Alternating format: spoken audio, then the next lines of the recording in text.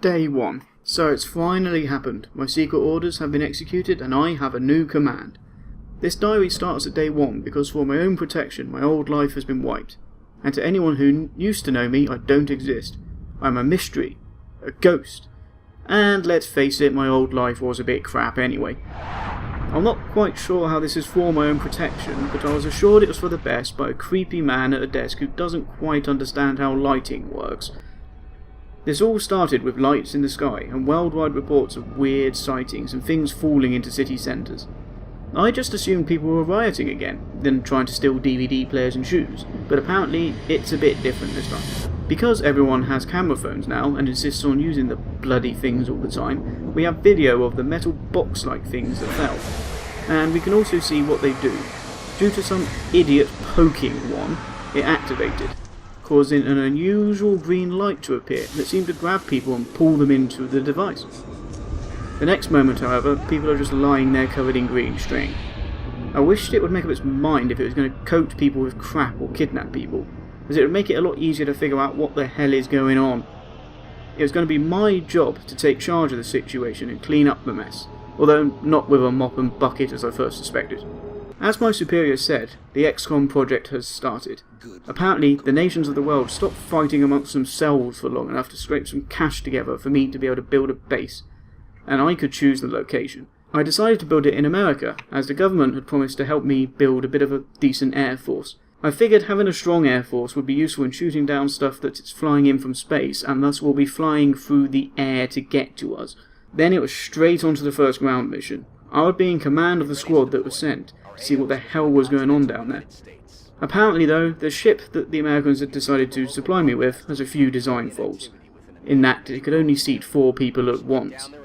I asked why I couldn't send more, as we don't really know what's down there, so maybe sending a small platoon of people would actually be quite useful against unknown threats. But the creepy guy with no face insisted that on a small squad, and this was the best option. Who am I to argue with one with no face?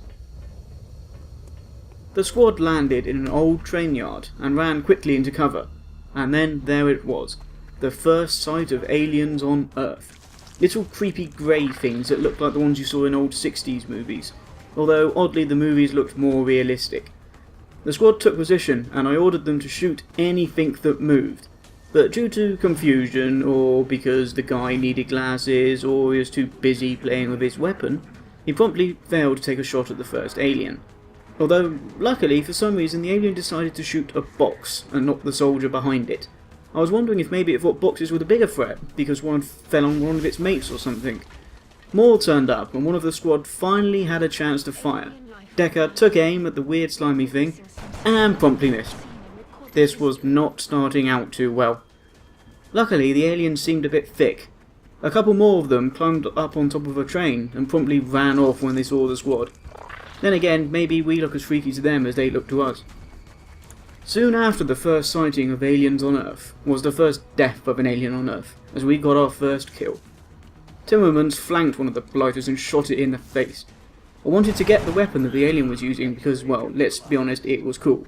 But it seemed to blow up when its owner died. It's like DRM of the future, only the registered user could use it. Probably made by EA in some way, shape or form. The alien's mate got his revenge soon after, shooting Timmermans a few seconds after the guy proudly proclaimed, "They're falling back." Luckily, other than his pride, he wasn't too injured. He returned the favour and put a few bullets in the grey blighter for good measure. Decker redeemed himself from the previous idiotic miss by taking out the wounded little grey git. I knew there were more aliens out there, so I told the squad to push forward. As Morozov pushed forward, he took a bullet or plasma shot or whatever the hell that green stuff was to the chest. He didn't die, and most importantly, we now knew where the rest of the aliens were. And that's a good thing on both counts, I guess. The first 2 guys who got in range didn't really have a good shot. One managed to flank the menace.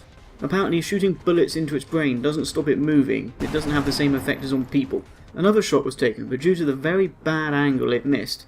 At this point I'd had enough, so the order was given to break out the grenades. It did a very good job of clearing out the alien menace, but my science officer got a bit arsey about blowing up stuff that we could use.